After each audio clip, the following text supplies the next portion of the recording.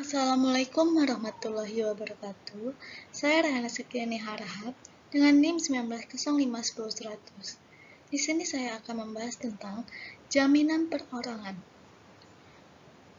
Jaminan perorangan adalah suatu perjanjian dengan mana seorang pihak ketiga guna kepentingan si berpiutang mengikatkan diri untuk memenuhi perikatan si berutang, manakala orang ini tidak memenuhinya.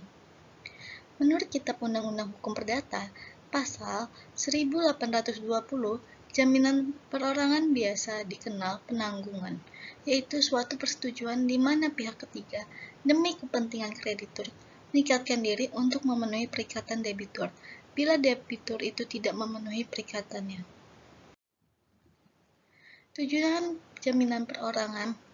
Tujuan dalam jaminan perorangan sama halnya dengan jaminan pada umumnya, yaitu memberi jaminan kepada kreditur untuk dipenuhinya suatu prestasi atau utang oleh debitur yang melibatkan pihak ketiga sebagai penanggung. Dasar hukum jaminan perorangan. Dasar hukum tentang jaminan perorangan hanya dapat kita temui dalam Kitab Undang-Undang Hukum Perdata, yakni pada pasal 1820 sampai pasal 1863, karena suatu jaminan perorangan adalah jaminan khusus antara para pihak, yakni debitur dan kreditur. Unsur-unsur jaminan perorangan ada 4, yaitu yang pertama, mempunyai hubungan langsung pada orang tertentu. Kedua, hanya dapat dipertahankan pada orang tertentu. Yang ketiga, seluruh kekayaan debitur menjadi jaminan pelunasan hutang. Yang keempat, menimbulkan hak perorangan yang mengandung asas kesamaan atau keseimbangan. Jenis-jenis jaminan perorangan. Jenis-jenis jaminan perorangan ada 3. Yang pertama, jaminan penanggungan adalah kesanggupan pihak ketiga untuk menjadi debitur. Yang kedua, jaminan garansi atau bank garansi pada pasal 1316 Kitab Undang-Undang Hukum Perdata, yaitu bertanggung jawab guna kepentingan pihak ketiga. Yang ketiga, jaminan perusahaan.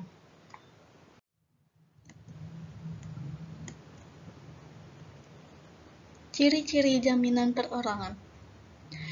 Ciri-ciri jaminan perorangan ada 8. Yang pertama, merupakan jaminan yang bersifat perorangan. Yang kedua, bersifat asesoir. Yang ketiga, untuk perjanjian yang dapat dibatalkan. Yang keempat, bersifat sepihak. Yang kelima, besarnya penanggungan tidak akan melebihi besarnya prestasi atau perutangan.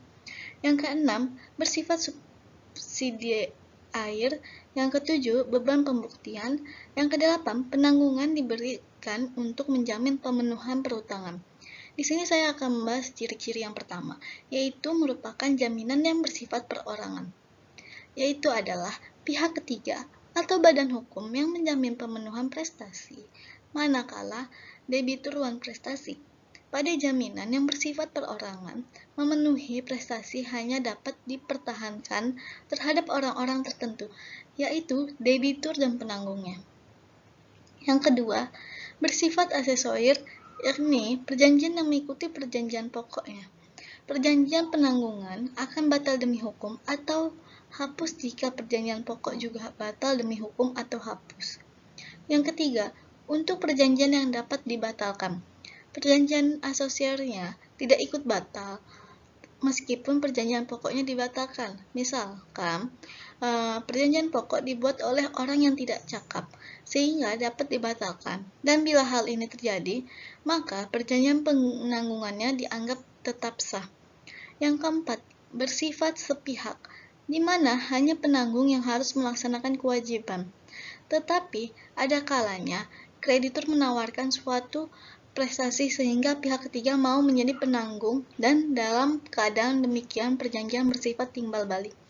Yang kelima, besarnya penanggungan tidak akan melebihi besarnya prestasi atau perhutangan. Pokoknya, tetapi boleh lebih kecil. Jika penanggung lebih besar, maka yang dianggap sah hanya sebesar hutang pokok. Ini ada di dalam pasal 1822 BW. Yang keenam, bersifat subsidiar. Jika ditinjau dari sudut cara pemenuhan prestasi, hal ini berdasarkan pasal 1820 BW bahwa penanggung mengikatkan diri untuk memenuhi perhutangan debitur, manakala debitur sendiri tidak memenuhinya. Ini berarti penanggungnya hanya terkait secara subsidiar karena hanya akan melaksanakan prestasi jika debitur tidak memenuhi, sedangkan debitur yang harus tetap bertanggung jawab atas pelaksanaan prestasi tersebut, dan setelah penanggungan melaksanakan prestasi, maka ia mempunyai hak regres terhadap debitur. Yang ketujuh, beban pembuktian yang ditujukan ke si berutang dalam batas-batas tertentu juga mengikat si penanggung. Yang terakhir, penanggungan diberikan untuk menjamin pemenuhan perhutangan yang timbul dari segala macam hubungan hukum, baik bersifat perdata maupun bersifat hukum publik, asalkan prestasi tersebut dapat dinilai dalam bentuk uang. Berakhirnya jaminan perorangan. Di dalam pasal 1381 Kitab Undang-Undang Perdata ditentukan 10 cara berakhirnya perjanjian penanggungan utang, yaitu: pertama, pembayaran; kedua, penawaran pembayaran tunai diikuti dengan penyimpanan atau penitipan; ketiga, pembaruan utang; keempat, penjumpaan hutang atau kompensasi; kelima, pencampuran hutang; keenam, pembebasan hutangnya; ketujuh, musnahnya barang yang terutang; kedelapan, kebatalan atau pembatalan; kesembilan, berlakunya suatu syarat batal; kesepuluh, lewat waktunya. Adapun hak-hak istimewa yang dimiliki pejamin. Pertama, hak untuk menuntut penjualan benda milik debitur lebih dahulu. Kedua, hak untuk membagi-bagi hutang. Yang ketiga, hak untuk mengajukan eksepsi. Yang keempat, hak untuk membebaskan sebagai penanggung atau penjamin dikarenakan salahnya kreditur. Yang kelima, melakukan perjumpaan hutang sebagaimana dimaksud pada pasal 1430 Kitab Undang-Undang Perdata. Yang keenam, atas permintaan penjamin, kreditur tidak diwajibkan menjual ataupun menyita harta debitur. Ini disebutkan pada pasal 1833 Kitab Undang-Undang Hukum Perdata. Yang terakhir, hak meminta pemecahan terhadap utang yang ditanggung secara bersama-sama.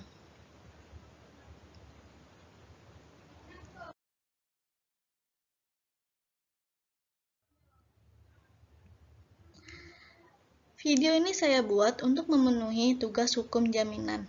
Tidak lupa saya mengucapkan terima kasih kepada Bapak Arif Rahman SHMH selaku dosen pembimbing mata kuliah hukum jaminan. Saya menyadari bahwa video ini masih banyak kekurangan dan kelemahannya, baik dalam isi maupun sistematikanya. Hal ini disebabkan oleh keterbatasan pengetahuan dan wawasan saya. Oleh sebab itu, saya sangat mengharapkan kritik dan saran untuk menyempurnakan video ini. Sekian, terima kasih.